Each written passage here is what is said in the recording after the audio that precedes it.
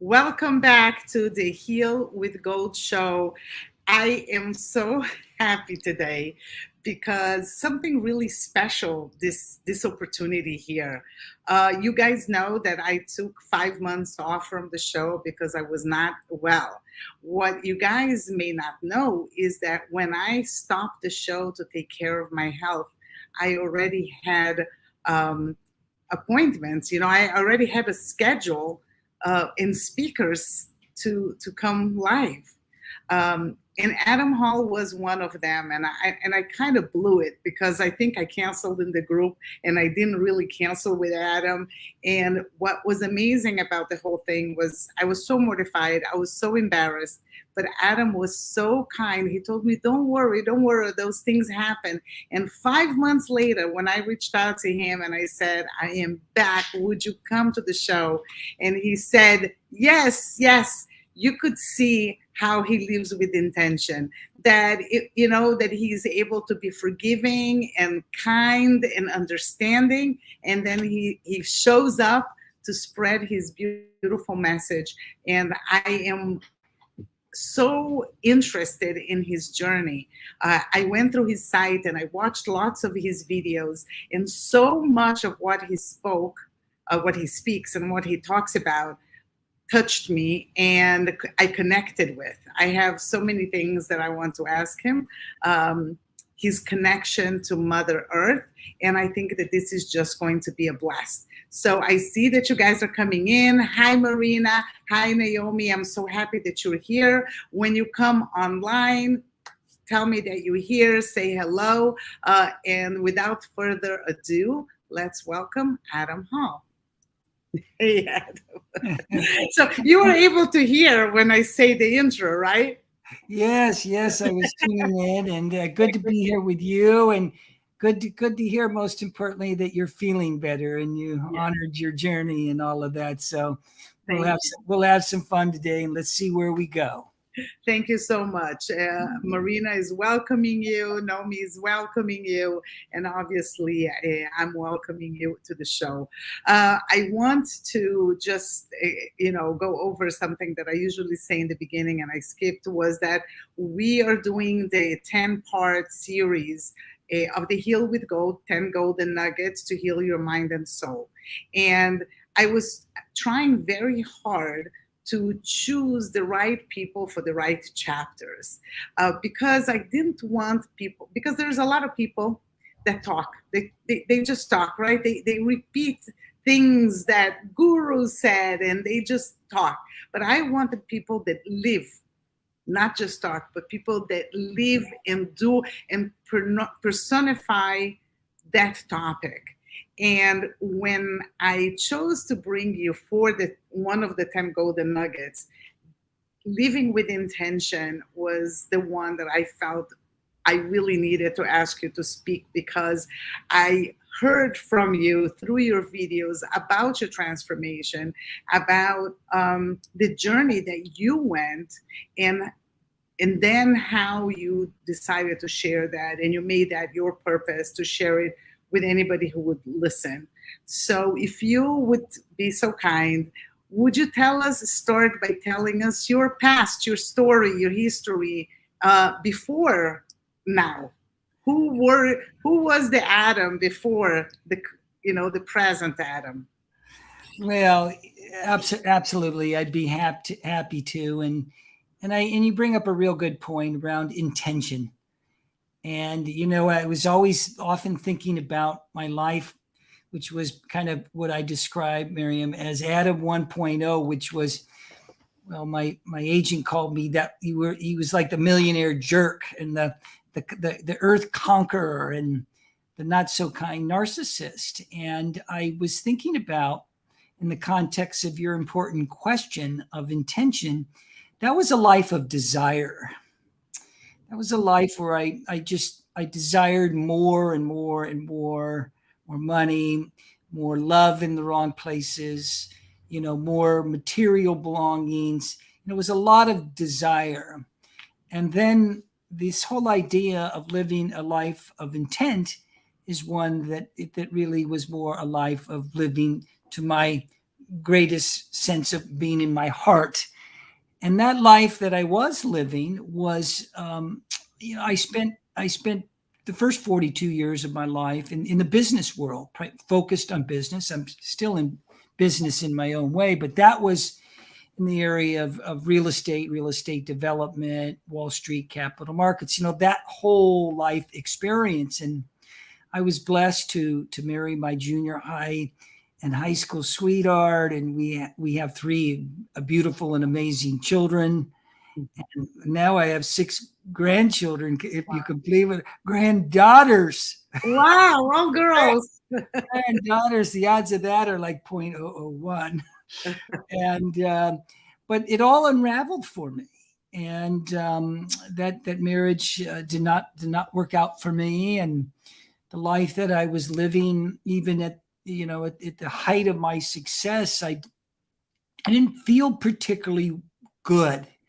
I was, of course, living nicely and I was doing things, but when you really are there and it's just easy and light, and things are kind of just in flow, as we say these days.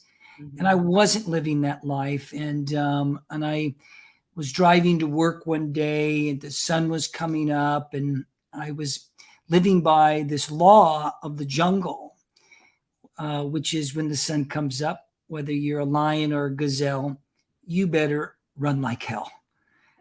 Eat or be eaten. It's kind of that dog eat dog world, that we really live in still. And look what it's doing to the earth. Look what's all that's gone on with women and the feminine and all these things that have occurred because of that whole mindset. And I realized that it was the beginning that there must be another way.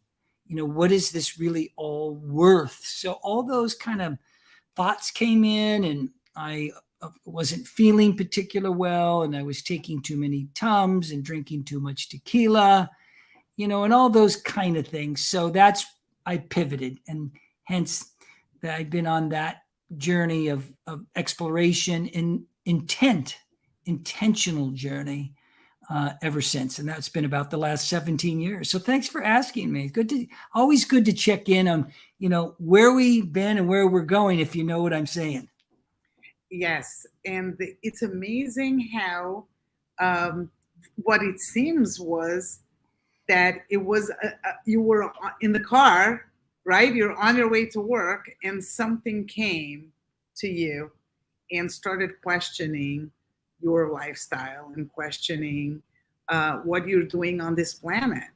And I think that we usually get moments like that, but we tend to push those moments away. This voice that comes, I think that we all hear it. We all, at some point or another, we question ourselves. What are we doing? Is this what we're supposed to be doing? Is this my calling? Is this my purpose? Is this the meaning of life? And we just don't know. We just don't all get to the right conclusion, and we don't know exactly how to go from there. And I think that the purpose of this show, the purpose of the book, the purpose of what you do, what I do, is to show people, look, this is the journey that I took. Maybe there was something in here for you. Come along. We can transform together. We can go on this journey together. We could explore and see how we can grow and live a more meaningful and fulfilling life. Yeah. Um, so, how was your transition? Because from that moment, because this is really critical. I think that people need to understand is that you hear this voice, but it takes time to find the answer, your truth, right? It takes time for you to make changes. It's not that you go from one day to the next and you say, okay, I'm doing something completely different. I'm quitting my job, or I'm leaving this marriage, or I'm moving to a different country. It doesn't work like that. It's a process. So I think that the process itself is living with intention, right? It's that moment that you hear and you understand that something in here is not aligned with this exterior, and and then it takes time to pivot takes time to start searching and implementing um, this new mysterious life that we're taking upon ourselves. So, how was for you that transition? Well, it does take time, and it is a transition. And if you think about, just say, our arc of our life from birth to death, and if you believe in your soul's journey through lifetimes, where the soul is moving through lifetimes of journey, Mhm. and there is no time other than the moment is now, in so many ways. And I, for all of us, we're in the journey together here, and there's not a right or wrong or a time associated with it. It's a matter of saying yes to you. It's a Mhm. matter of saying, oh, I want to feel my heart more. I want to love my children more deeply. I want to laugh more in my life. I want to bring the magic back, to bring it alive again. And that is a journey. And I'm finding, as I'm moving through my own cycle, growing and growing up, I've found to be difficult at times and painful. But I'm in that, very much in that journey. And one of the things that I've noticed is that, and you referenced it a little bit earlier, Miriam, is that there's often that incident. There's often that thing that gives us a push, a loss of a loved one, a divorce, a health issue. And the whole idea of our work is to help others to not have that incident, to not have something awful happen, to push us into taking that journey. In Hollywood, it's well known amongst the screenwriters. There's an inciting, an instigating, an igniting incident. And when we ignore the incident and we say, I'm just going to continue on the same old path, then it just gets louder and louder and noisier and more painful and more difficult. So my journey was like everybody's. I'm in the same journey with everybody, as we all are. For God's sake, the Dalai Lama is in his own journey. We all have similarities in our own ways, but the similarity is that there is that point in time that gives us the push, that helps us to, let's say, create clarity of intent. Mhm. Because initially I didn't have clarity of intent. I only have curiosity of what's possible and where can I go with this life. And of course, it meant going to the unknown. It meant going into the shadows of my own life. And in the work that I do, which is really a weaving of shamanism and A Mhm. Course in Miracles, which is Gnostic Christianity, which is very different than the Christian church as we know. But in that journey, in the weaving of that journey, it is one of just stepping into a place that I had no idea about. And eventually I found that to be the most exciting part of the journey, is stepping into the unknown, knowing that I'm safe. It's a trusting, loving space where we are all held in our own ways, although the parts of our separate self feel, maybe at least my parts felt unloved, are Mhm. not held initially, but then that love and that guidance came. So those first steps and those first, let's just say, um, movements into my own personal journey, awakening journey, spiritual journey, whatever you want to call it, were ones that were felt pretty lonely at times. Matter of fact, really lonely at times. Yeah. And I stay with the love and stay with the journey and the curiosity. And it's only gotten better and better and better and better and better and more joyful, and so it feels good to be in it. But I'm with you if you're in that place at the moment, because these are difficult times. No, it's amazing what you said, because I think that this loneliness has a purpose. I felt it too. It took me. I went through something very difficult in my life, which shook me to the core.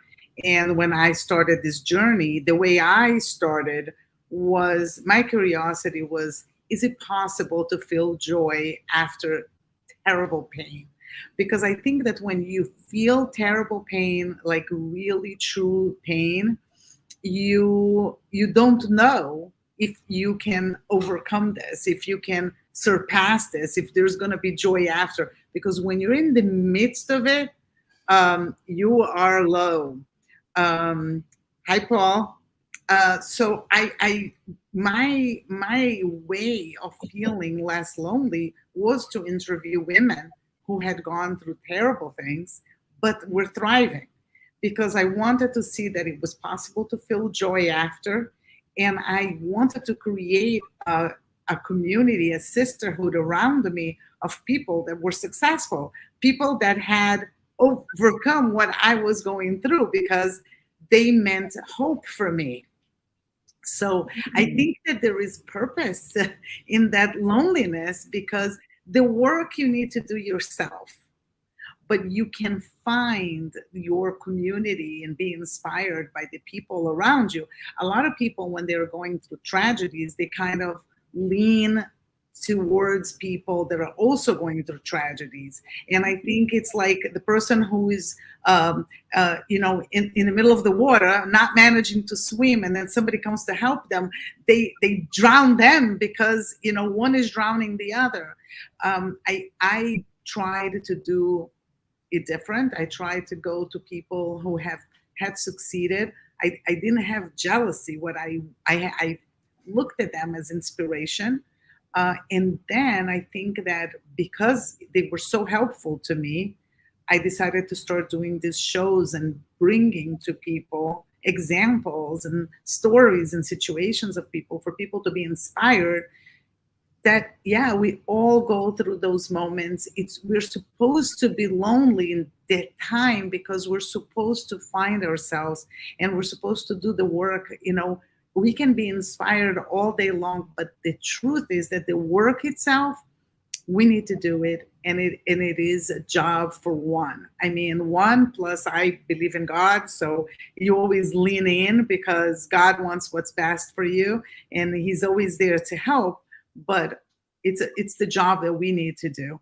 So I totally understand about when you mention that loneliness. I can understand at the moments of desperation. You feel like you're the only one suffering this way. It's but then you start talking to people, and you realize that we're all fighting some kind of a fight, and we're all trying to find our purpose, and it's hard. But one of the things that I found through all the women that I interviewed, and I kept like really careful notes. And after each interview, I wrote what were the main three lessons that I learned from that person. So I wasn't just interviewing them, I was really studying what I was hearing from them. And what I saw was that the women started they found their purpose exactly in what broke them. It was that thing that hurt. It was the thing that they found meaning afterwards to help other people. So if a woman had been abused, somehow she found something to do in that world to help people that had been abused in so many ways. It's not just everybody becomes a coach. No, it wasn't that at all. Each one found a way to contribute, but it was what broke them that they used it to then find, bring the purpose in their life. So it was fascinating, because it was saying, okay, so today, now that you're healed, you see what broke you as a blessing, because today you're so grateful that you have the opportunity to do what you're doing. One case that is so clear, I interviewed this woman. She's an attorney today. When she was 6 years old, she was playing at a friend's house, and she went home. The neighbor, she went home to her house to get a Barbie, and she went into the street, and a truck hit her, and she lost a leg. Um, and so she grew up from 6 years old on without a leg. Today, she has this whole organization that gives prosthetics to children all over the world from poor homes. And she said to me, I really would love to find the person that was driving that truck and thank him. And I said, wow, it's like what you would think, like, it's not fair. You just went home to get your Barbie, and you could be dealing with those, that moment. Or you could say, but this event made my life so special and so beautiful. Um, I mean, that was such a source of hope for me. Well, very much so. I think you just shared something that is so important for many of us that are kind of in a transitional state. I mean, in so many ways, the world is transitioning. We have millions of people every month that are leaving their place to work because they want to find a deeper purpose in their work, in their vocation. Vocation meaning work that's of service to the greater good. And people often do ask, well, what is it that I'm going to be doing? Well, you've already been given the gift of what you're here to do. And it is through those moments that seemingly maybe are tragic or really difficult, where there's many, many others that are waiting for you to be of support, to be of service, to bring your gifts, your geniuses, I would say, to the world. And I just we want to make it difficult, and we want to make it complicated, and I think in some ways it seems like it is. And I don't want to oversimplify somebody's life experience or minimize what's gone on.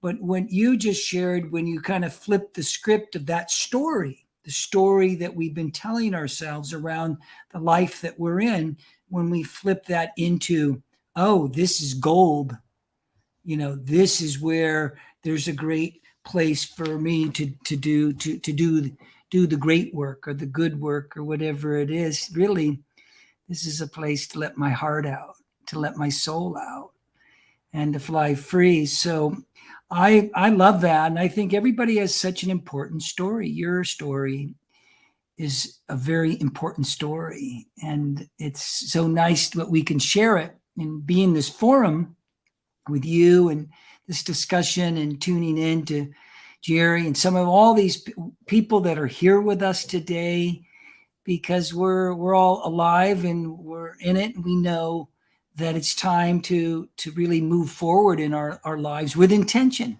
Mm-hmm. Clarity. And by the way, just the people that are here, Marina, Naomi, Jerry, Paul, all of these people, they're all stroke survivors. I met them because my husband had 2 strokes, and I became part of the stroke community to be able to learn from them and understand the brain of a stroke survivor and get support as a caregiver. And it's very interesting to create these families through the adversities that we go through, and then we're less alone because we're with a group of people that understand and have compassion.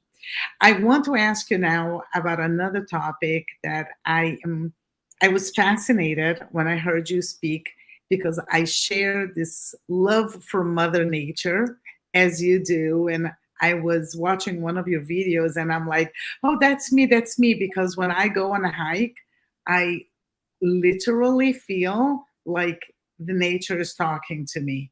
And I went on a hike that I decided that I was going to leave voice notes for myself with the messages that I was getting.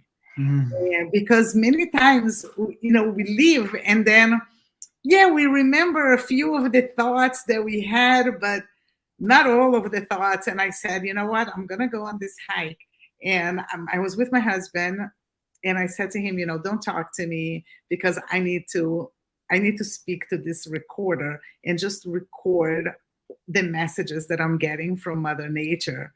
And I elevated that experience because I was recording, I was making it tangible. It wasn't just in my head.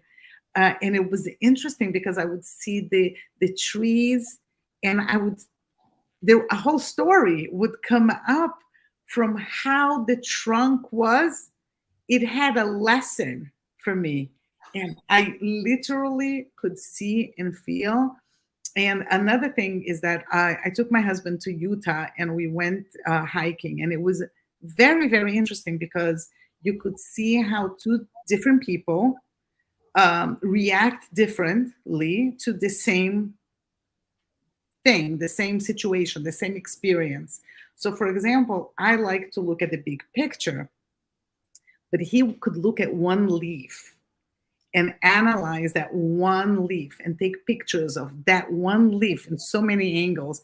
And I'm telling him, but you're focusing on this one leaf. Like, look how big and how little we are. Our problems are even smaller. Like, I'm feeling like embraced by God, that nothing matters, that my problems don't matter because I'm nothing in this grandiose place. And I was focusing on that while he's like, do you see this leaf? Do you see how unique this is? Or I have like a million pictures, and I kid you not, of the root of a tree that was kind of bulging up, and it was making all kinds of patterns.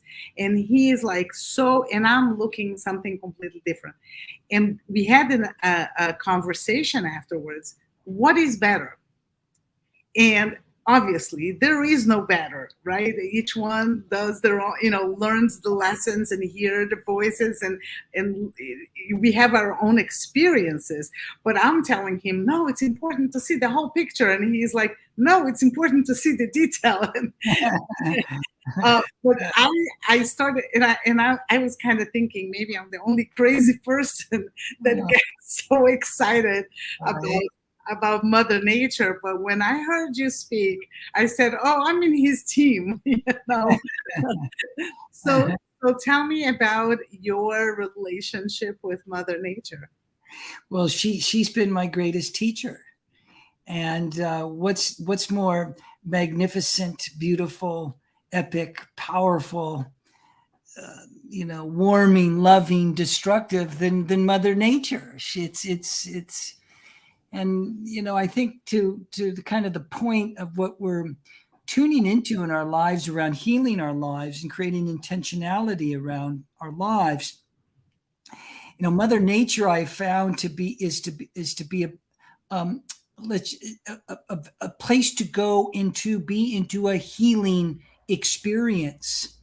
In other words, we can go to therapy, we can take our medications, we could go to the doctors, we can do all these kind of things. But what are we doing to heal ourselves from the inside out? If we had an event in our life like a stroke, for example, and blessings to all of you that are in your healing journey of that and that experience, and may it be smooth and fast and all the things that you're holding. But what better than to go to see what Mother Nature is offering us for healing, say around this type of life event, and to just even, for example, come into a place in Mother Nature that where we can kind of biomimic, where we can mimic how Mother Nature is expressing herself to bring healing into our lives. For example,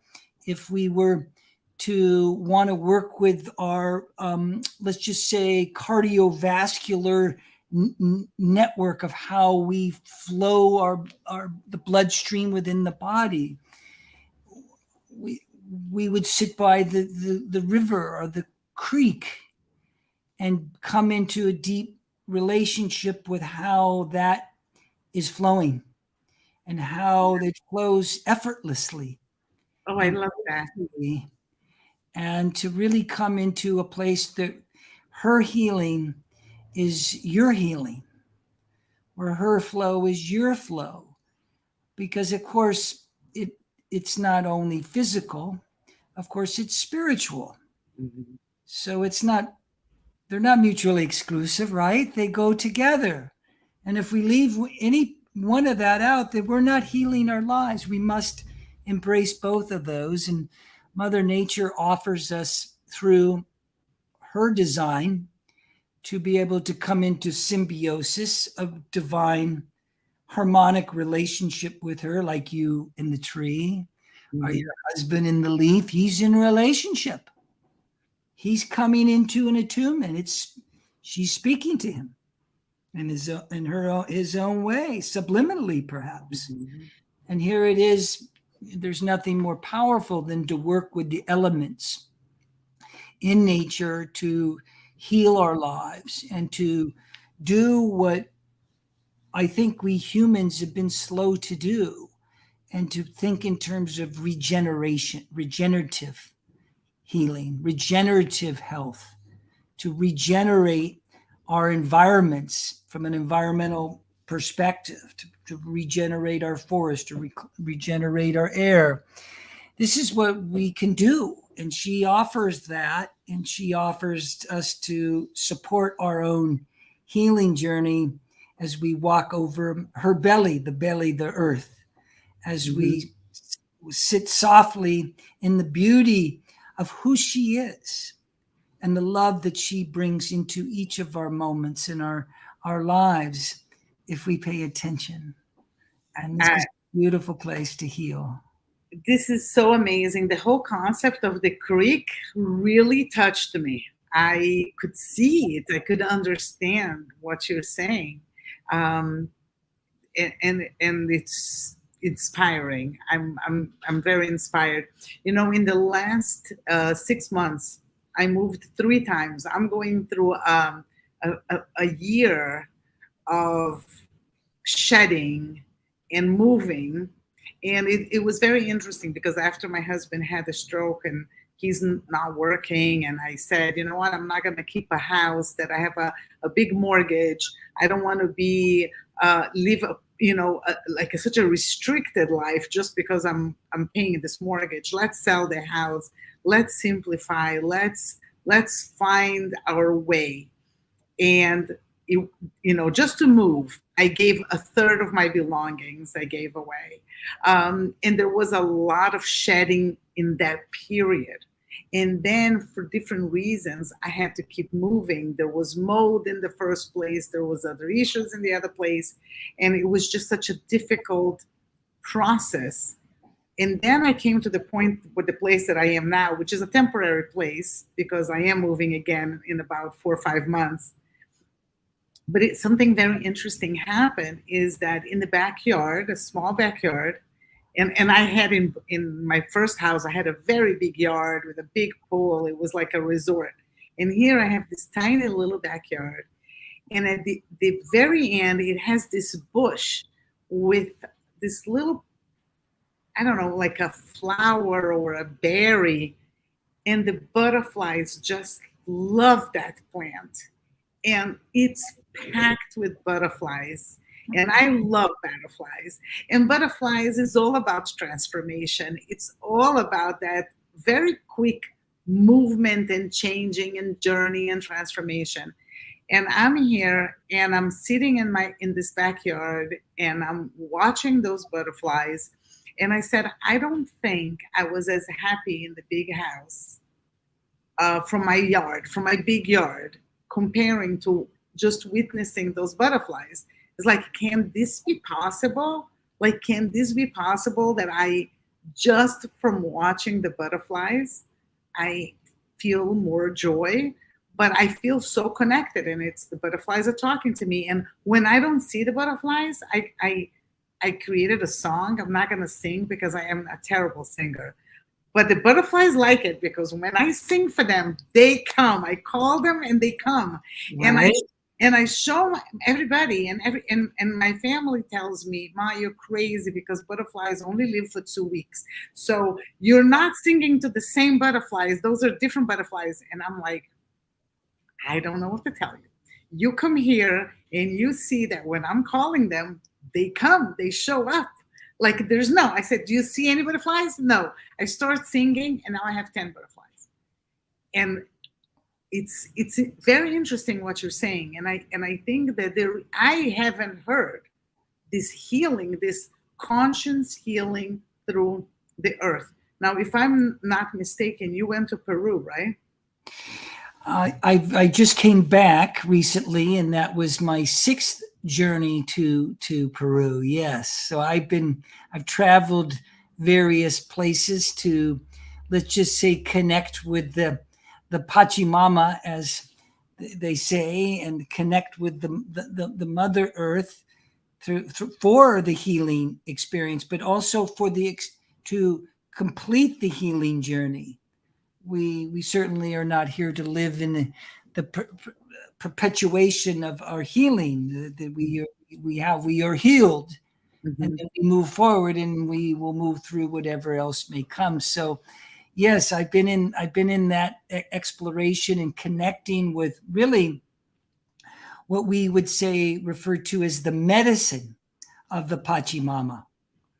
Mm-hmm. So we have the medicine of the Pachamama because it helps us to not only get into our own earth, our own physical body as in our own earth, but it allows us to work with the energy, the ethereal body, the energy around the body. And this is where disease really kicks in. It sits in the energy body. So we want to heal not just our physical body of things that have been manifesting for long periods of time, but also and to heal that, but also to come in and be very preventative. And to in what you were referencing, Marion, is such a beautiful thing because when we're singing and we're in harmony with Mother Nature, we're harmonizing our energy body with our physical body, and all of a sudden, my gosh, our blood pressure's down, our stomach feels better. Oh, I'm laughing at the most ridiculous, silly things. Oh, I'm having a really joyful conversation with somebody on the street, and it doesn't really have to be about anything other than it's just connection and being alive. So I love that. It feels it's joyful to be here in this conversation with you. That's amazing. Tell me about those experiences in Peru. Those are these hallucinogenics, right? You take those things, and I understand it's not an easy experience. Well, it depends on whatever journey you're on. You can be in the medicinal journey of the medicinal medicines, Mm-hmm. and and I have experienced that in my journey, and which is the primary medicine of the Amazon rainforest is the ayahuasca, Right. which is, and I won't get off into the particulars of that, but there's many other medicinal medicines, whether it's the mushrooms or there's many other types of medicinal medicines, Mm-hmm. and of course they are supportive of the healing journey. Mm-hmm. Most certainly not for everybody. I would just most definitely add that piece and that component of it. Mm-hmm. And, for me, there was a strong healing component to doing those medicinal medicines, but there was a lot of expansion Mm-hmm. of really what's possible and Mm-hmm. ultimately moving beyond the possible and knowing that there's really nothing impossible Mm-hmm. when we live in harmony with Mother Nature.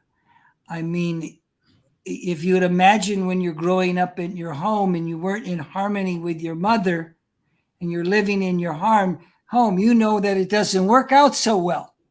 So Yes. why are we doing the same damn thing? We just keep doing the same damn thing. It's really the definition of insanity. So to come into that relationship, whatever that environment be it Peru, be it just your backyard, be it looking out the window for a moment on a snowy winter day. Mhm. Whatever that is, that relationship that she is there and recognizes the oneness and connection of who we are. And so as I came deeper into letting my own pain and sense of my own loneliness pieces and the abandonment pieces and the things that have gone on in my life, and the calling of love in my life, as I moved more intimately into that place within myself, I moved more intimately into that place with others, and in particular in relationship with Mother Nature, because she's the one that offers the medicine, the magic, if you would like the magic of the joy to be alive in you, and the things that bring us into harmony and bring us into a sense of peace and calm. Because if all else is going to a hell in a handbasket, it that sense of peace and sense of trust, that when we know something, we know, even though it may be crazy out there, if something's going on with somebody we love, we know it's all right.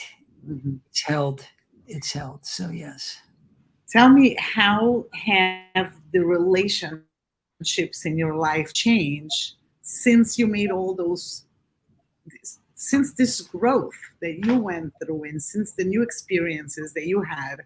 How did your work relationships, your relationships with your children, relationships with neighbors, how do you feel that's transformed? Well, I quite frankly, I think relationship is up for everybody. And I kind of think that I was born in this lifetime to really evolve my relationships, to Mhm. come into better relationship with earth, with my children, with people at work. And I will say I'm particularly qualified here because I've had a lot of failures in my relationships. Mhm. And I'm writing extensively about relationships now, all kinds of relationships.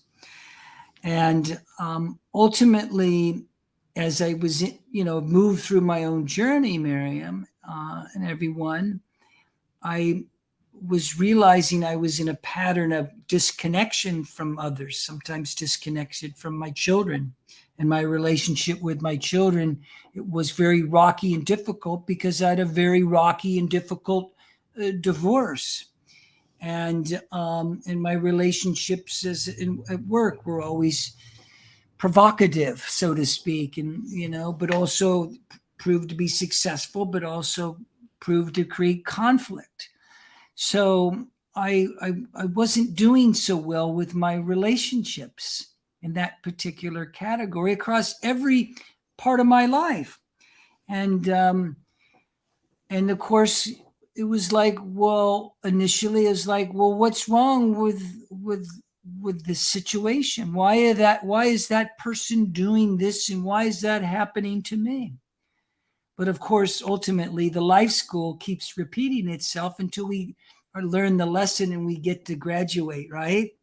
A hundred So this percent. this particular lesson was to come into relationship with myself, to come into a deeper place of self-love. And just because maybe we haven't felt the love in our lives from our mothers or our children or others like we want to feel love, it doesn't mean that we can't love ourselves. And for the longest time, it was so easy for me to blame someone else, my mother. Oh, it's because of that. That's an excuse. It's an excuse to say, well, my gosh, somebody did this to me, and then to continue to live the story. And I continue to live the story. But you know what happens when I continue to live the story? I gave my power to love again to somebody else into the story. And the story wasn't even true. but it wasn't a good story. So when I began the journey, it was like, it's time to write this new story of my life. The one that I know to be true in my heart, to know to be true in my soul. And suddenly my relationships begin to evolve and come into a place that were more harmonic and more loving and more abundant. And even something kind of remarkable happened in this journey to deepening my own love of self, to loving the parts of myself that felt so unloved. What happened was I came into a place where even in my own fallibilities and even in my own shadows, in my darkness that I didn't even quite see in my life, that there would be somebody there to love me and share with me, hey, take a look at that, Adam. I love you right now for who you are right here, but take a look at this piece. What, and so even the journey of my own inner healing of relationship begin to take on its own place of love and growth and expansion. And I'm very much in that place. I'm very much in that place. It's interesting to be so afraid to be in an intimate relationship with yourself. My gosh, the world is seemingly so challenging, but here it is. I feared my own intimacy with my own inner being, the depth of my heart. And of course, that's the most beautiful thing we share as human beings. And so it's nice to come back to that place. And that is home. We hear so much of coming home. And that's being in relationship again. So yes to that. This is amazing because I knew when you were describing the type of growth that you were going through, um, you changed so drastically from the way you were that I think it's something that it's important for the listeners to understand when they're going in through their journey, is that in the beginning people don't believe in your transformation because they know you for so many years in the way that you are, and you start making those changes in your life, and they don't know, is it for real, is this really who you are, can I trust you to be this new person, because my whole life you were somebody else and you behave differently, and how do I know that I can trust you? And you need to just be this new version of yourself long enough through thick and thin for people to say, oh yeah, this is the new him or the new her, right? Yeah. This is the person. And I think that a lot of times people start the journey and somebody in their lives dismisses the journey or dismisses them, Right. and then they go, okay, so if people won't believe me, why do I need to do all this hard work? But ultimately this hard work goes back to what you said, which is you're not doing this for anybody else, you're doing for your relationship with yourself. And then the people who are around you and the relationships that you have, the ones that will become stronger and healthier, those were meant to be to stay. And the other ones, they're supposed to be shed. It's a new phase in your life. It was valuable for the time that it was, and now you're in a new path and you'll make new relationships. But the main thing is what you said, which is the circling back and coming back to recognize the value of this relationship with yourself. Well, spot on with that. And what else could there be? Because that is when life began again.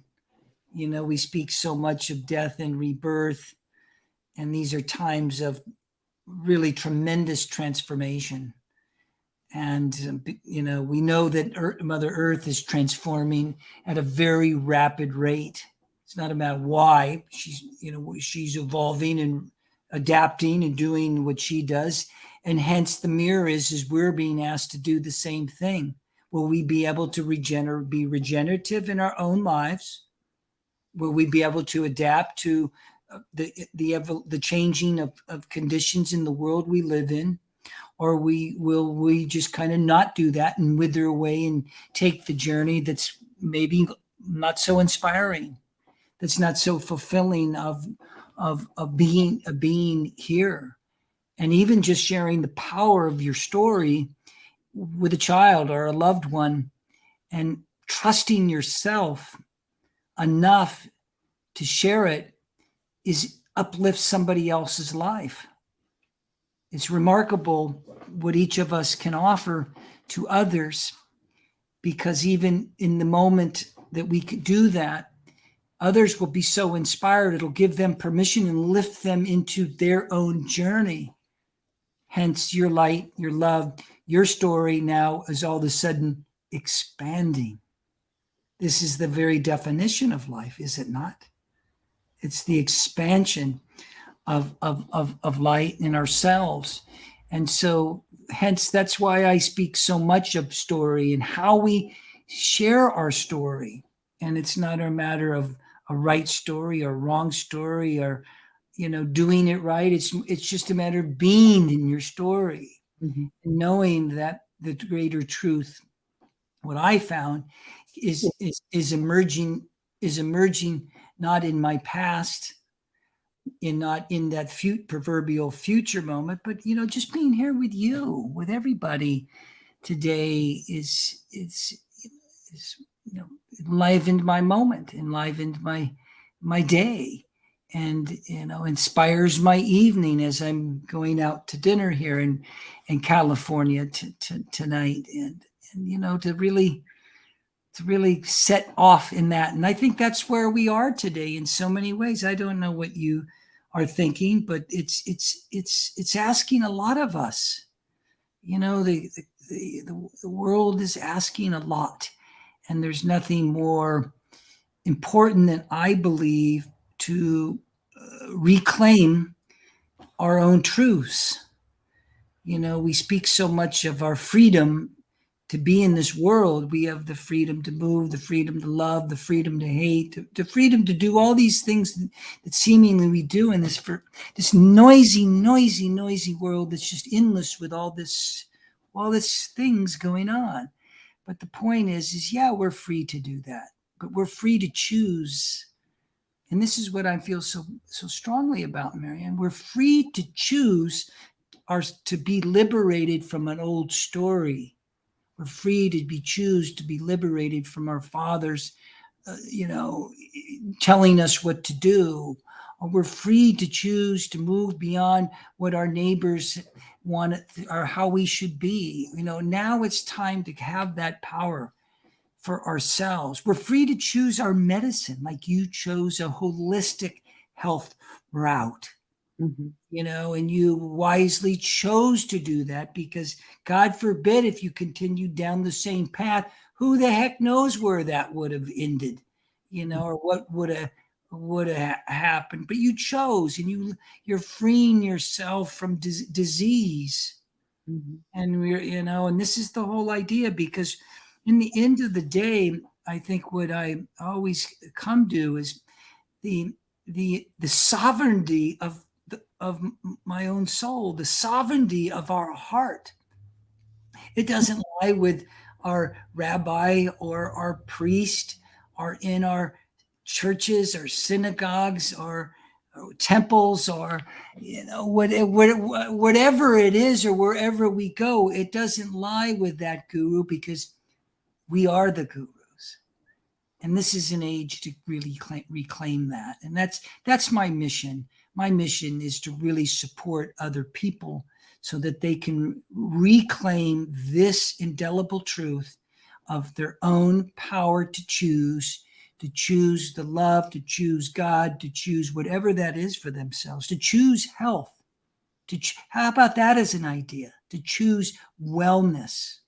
Yeah, it is a choice. It is a choice. So I'm very much in that, because I know that even, at least I know from my own personal experience and those that I work with and teach and things that I'm doing, and seen it time and time again, like you have with your teachers, that in that journey of really sharing the power of your story in a new story is the journey of joy, the journey of healing, the journey of freedom, liberation, and sovereignty.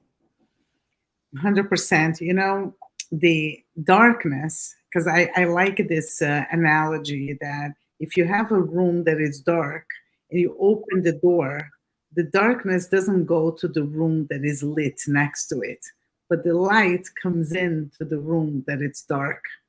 Light has this power to be spread. And I think that when we choose to heal and then be a light and inspire other people to go on their journeys so they're a little bit less alone, validates our existence at the same time. And I think that when we create that kindness, that that support system, that's true joy, because we feel that there is a reason for our being. um, so it's it all goes back into living with intention. It's living with the intention of you making the choices that's going to bring you to a life of joy and health and love and kindness, and then illuminated the life of others around you with the same good things so you can elevate them at the same time that you're elevating yourself. Well, there you have it. There it is. You get to drop the mic on that one. Yeah, and and to know that, we spoke of loneliness, and to know that movement through our own inner loneliness, and it's a place that I do know well, and it's a place that dances around my space even to this day in its own way, because this is the journey of the human soul, and because there's a deep inner longing that we all share in common, that longing for that trust and fullness of love that surrounds us, Mhm. and to embrace that intimately as our own. And so that longing through this seemingly journey of darkness is something that sometimes it feels so like we are alone, but we're not. Yeah. We're here with you right now, and we're here together. And yes, and with you and with Mother Nature, and really, we're not alone. We just need to first make peace with ourselves so we can really recognize all the crowd around us, right? We just need to first accept ourselves, love ourselves, and when we do, people start coming back into our lives. I really feel that that love that we feel for ourselves shows on us, and we show up in a way that attracts people to want to be around us more. So it's yeah, it's definitely part of the journey, part of the process. Adam, this hour passed so fast. Wow. What? Oh my gosh. We are up, and I couldn't be more grateful. There was a moment there that Marina wrote "wow," and I was wowed at the same moment. I mean, I felt my skin. You know when there is a power to the words so strong that you feel it. And Marina and I felt it at the same time, and I'm sure others. It was just that she mentioned it, and I saw that coming up, and I said, "Yeah." I felt it at the same time. It's always a pleasure, Marina and everybody. Adam, thank you so much. I appreciate your stories. I appreciate the openness in which you shared all the feelings that you put here, because I have no doubt in my mind that you're going to enlighten somebody into starting or continuing and being tenacious in that journey to really find themselves and love themselves as they are, live with intention in the here and the now. And your books are available on Amazon, right? Yes, yes, yes, yes, they are, and been So wonderful to be here. yes, I'm going to put inside the Heal with Gold. I'm going to put the links to Adam's books, so and to Adam's website as well. So if you're more curious and you want to see and watch more videos, that Adam has a bunch of videos there, so you can watch and continuing following. Adam, thank you so much, and I hope we'll do this again sometime. I look forward to it, and blessings, everyone. Very good. Good night, everybody. Until not next week. I'm off next week. I'm in New York. The week after with more amazing shows. I'm going to post it inside the groups and I'll see you then.